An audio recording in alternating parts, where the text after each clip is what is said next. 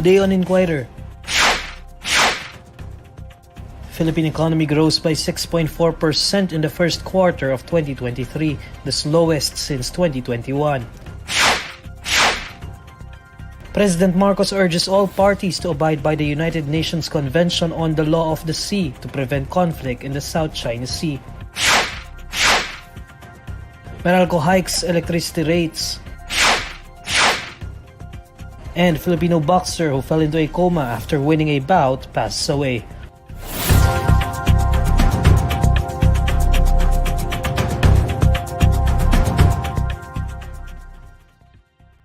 Good evening. The Philippines' gross domestic product grew by 6.4% in the first quarter of 2023, according to the Philippine Statistics Authority. PSA says the 6.4 GDP in the first quarter of 2023 is the slowest pace in the 7 quarters since the 12% growth in the second quarter of 2021. The first quarter readout is better than the private sector economists' median forecast of 6.2%. National statistician Dennis Mapa says the main contributors to the first quarter growth were wholesale and retail trade, vehicles and motorcycles repair, financial and insurance activities, and other services. In the first quarter, the 3 major economic sectors posted growth. These are industry services and agriculture and forestry and fishing. Meanwhile, MAPA says the main contributors to the slowdown in the GDP growth in the first quarter were mining and quarrying, public administration and defense, and human health and social work activities. The Philippine economy's stronger than expected first quarter performance was within the government's 6% to 7% target for 2023. President Bongbong Marcos has urged all involved parties to abide by the 1982 United Nations Convention on the Law of the Sea, or Unclos, to ensure that the South China Sea does not become a nexus for armed conflict. Marcos issued the remark at the 42nd ASEAN Summit retreat session in Labuan Bajo, Indonesia, where he described Unclos as the constitution of the oceans. The president urged all to abide by the Unclos as the constitution of the seas. In his intervention, Marcos said the Philippines is committed to the implementation of the Declaration of the Conduct of Parties in the South China Sea and the early conclusion of an effective and substantive code of conduct. He also noted the country's concern over recent incidents in the South China Sea, in particular the infringements on its sovereignty, sovereign rights, and jurisdiction, which have been affecting fisherfolk and coastal communities. He added that an archipelagic maritime nation, the Philippines advocates a rules-based maritime order anchored on the 1982 Unclos. An aide of former Negros Oriental Henry Teves claims he was harassed by Siaton Mayor Fritz Diaz shortly after the Senate hearing on the case of late Governor Roel Degamo on Wednesday. Faith Argusino has the report. During Thursday's Senate probe on the case of late Governor Roel Degamo, it was revealed that one of the aides of former Negros Oriental Governor Henry Teves claims he was allegedly harassed by Siaton Mayor Fritz Diaz. According to a letter sent to Senator Ronald de la Rosa by Attorney Rosel Erames, Pastor Jerome Nalam was reportedly harassed by Diaz after Wednesday's Senate hearing. Pastor Nalam was approached by Mayor Fritz Diaz and his escorts and was allegedly harassed by the latter with abusive utterances and malicious imputations accompanied by inappropriate gestures. In the letter, Erames also requested De La Rosa to give them a copy of the CCTV footage containing the alleged confrontation between Diaz and his former employee Nalam in a hallway on the second floor of the Senate building. Diaz responds to this and admitted that he did talk to Nalam but refuted the latter's claim of harassment. That's why we are here in the Senate halls, Mr. Chairman, to seek justice. Kung ang utak namin is warlord, pagkamatay agad ni Degamo, pareho naman kaming may mga kamay. Pwede naming dumiretso, magpatayan na lang kami doon. Totoo yun sinasabi niya, but never akong nag-ano ng kamay, nang harass o nag-fight. Sinabi ko, napatayin niyo talaga si Gov. Tapos, hindi niyo talaga ako napatay, 3 times niyo akong inattempt. Pastor Renato Laping, another resource person who witnessed the alleged incident, says he tried to break the fight after seeing Diaz's hands placed on the fatal part of Nalam's neck. Nalam, on the other hand, says he feels unsafe around Diaz, adding that the latter should be blamed if anything happens to him after the hearing. For his part, De La Rosa tells the resource persons from Egano and Teves' side to avoid contact. He also ordered the sergeant-at-arms to escort both sides after the hearing. As the chairman of this committee, ayaw kong may mangyaring masama because of this hearing.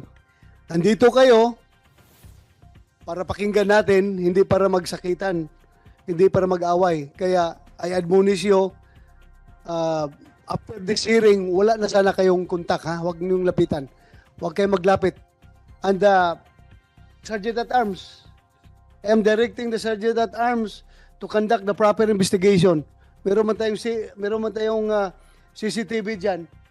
Conduct the proper investigation and see to it na pag mayroong break o may lull dito or mag-adjourn tayo o masuspend ang hearing, maximize mo yung tao dito. During the hearing on May 10, Nalam and Egamo's former staff, Real Rose Antoinette Torres, pointed to the late governor's family as allegedly the people behind the attack in their home in Dumaguete City in April last year. This is Faith Argusino reporting for INQUIRER.net. Next on Inquirer Today, Department of Education starts early registration for school year 2023 to 2024.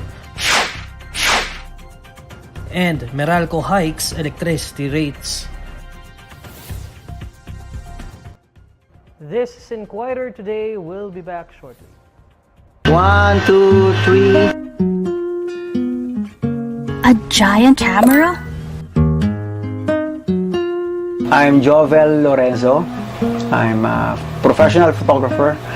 I'm 52 years old. Gumagamit ako ng street box camera.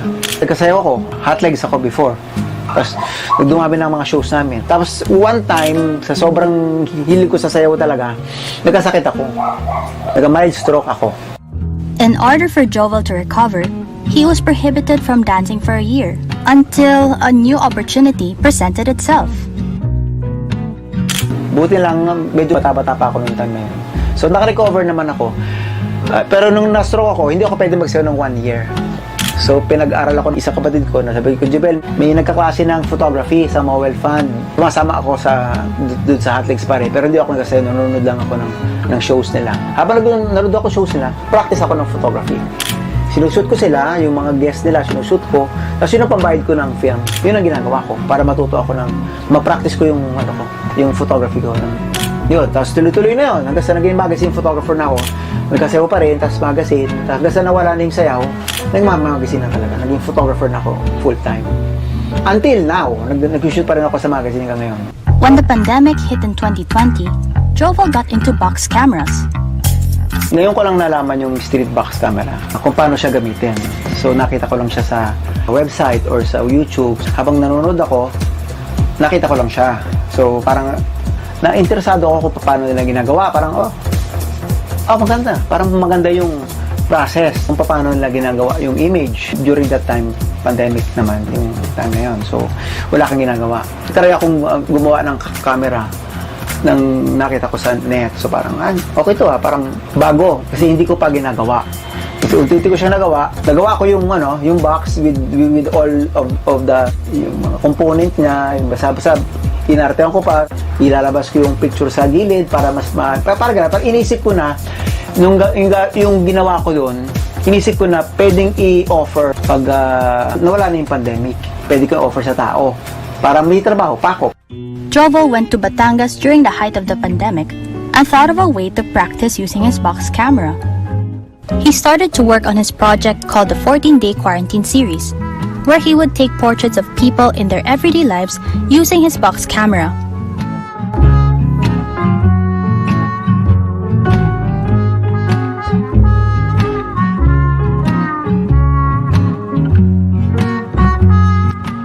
The street box camera was invented in 1888 and was widely used after the First World War. Compared to digital cameras we use nowadays, the process of taking a photo on a street box camera is quite different. Kuha ng box, diba? Box. Ginagawa ko una, yung seaters, paupuin ko ng komportable, kailangan komportable sila. Kasi hindi sila gagalaw ng ilang seconds eh. Kasi pag nagbago sila ng pwesto, wala ka na. Hindi naman sila makukuha ng maayos. Di pag nakaupo na sila komportable, pupunta na ako sa likod ng camera. Ayusin ko na yung frame. I-focus mo na. Pag lock mo ganon, isasara ko na yung pinto, i-close ko na yung lente, kasi nga, open pa ako nun. Tapos, ipapasok ko na yung kamay ko sa loob, kuha ko ng papel, ilagay ko sa loob, isasara ko, babalik ko sa focus. Tapos, pupunta ko sa unahan, eto na, kukuha na kita. Okay, 1, 2, 3, 1001. Pak. Kuha na yun siya. Minutes after taking a photo, you will be able to see what it looks like. The initial output is a negative photo processed with chemicals right inside the camera. The negative is then brought to a dark room for Jovel to develop into a positive image. Nagustuhan naman ng mga tao. Gustuhan nila yung, dati parang hindi na alam kung paano nga kung ginagawa yung mga bagay-bagay. Doon sila na nababother ko, paano po ginawa? Kasi nga ang film, disiplina talaga yon. Pagka nag-shoot ka, kailangan perfect na talaga. Yung framing mo, kailangan eksakto na, eksakto sa requirements ng gagamit. Kailangan ang pag-aaral lang sa mga bata na gustong yung ginagawa ko. Pag-aaralan nila, unti-unti, huwag sila jump na. Babasahin mo rin yung paggalaw ng tao, parang gano'n. Kung anong ngiti nila, kung saan sila maganda, parang gano'n. Titingnan mo pa rin. Kung saan sila maganda, doon po sila activity-kan. Ang discipline nga ginagawa ko sa akin sarili, isa camera pa lang, i-perfect mo na.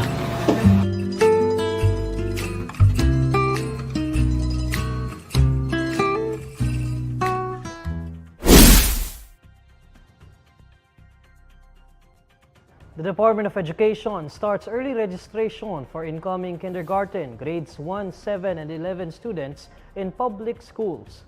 The registration began on Wednesday, May 10, and will go on until June 9. The department says incoming students enrolling in kindergarten and grades 1, 7, and 11 in public elementary and secondary schools must pre-register or participate in the early registration.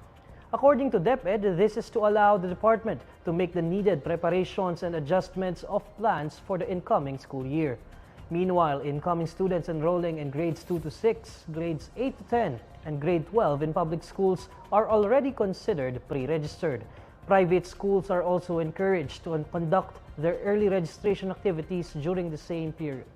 DepEd says face-to-face transactions with schools are preferred for early registration, but schools have the prerogative to implement other means of collecting registration forms. Meralco announces an increase in electricity rates for the month of May.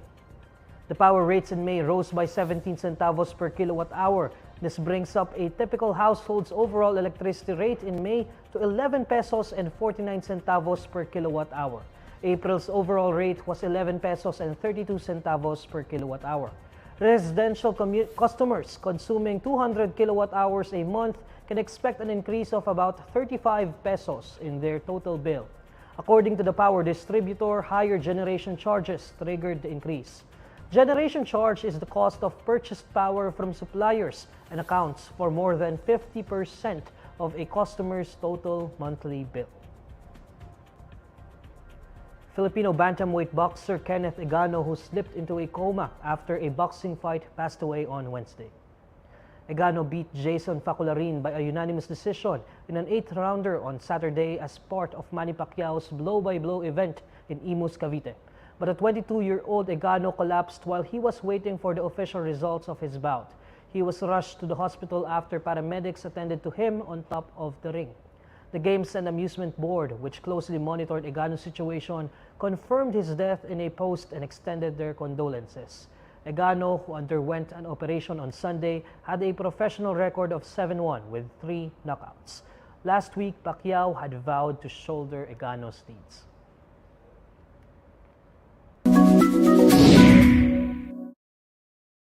Alamin naman natin ang mainit na balita sa mundo ng showbiz kasama si Irvin Santiago ng Bandera. Irvin?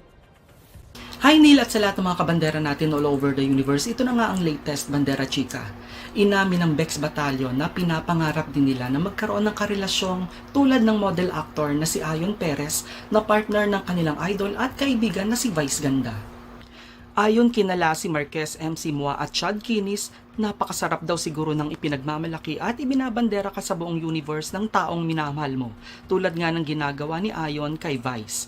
Kaya sana raw ay dumating din yung panahon na makatagpo sila ng tamang lalaki na mga kasama nila sa matagal na panahon at magiging proud sa kanilang relasyon.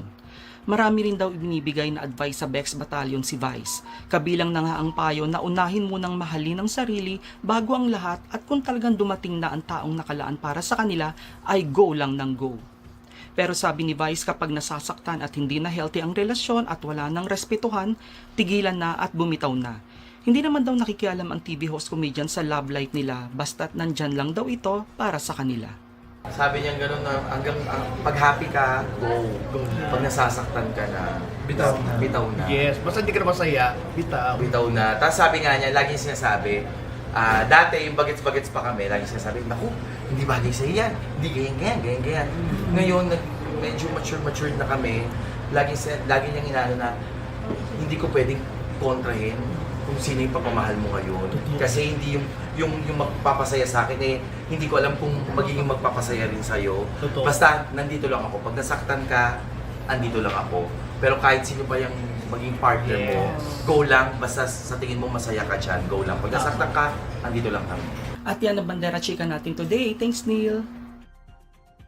Maraming salamat, Irvin. And these are the stories you need to know today. I'm Neil Mercado. Follow INQUIRER.net on Facebook, Twitter, YouTube, TikTok, Instagram, and Reddit. For more stories, visit INQUIRER.net. Good evening.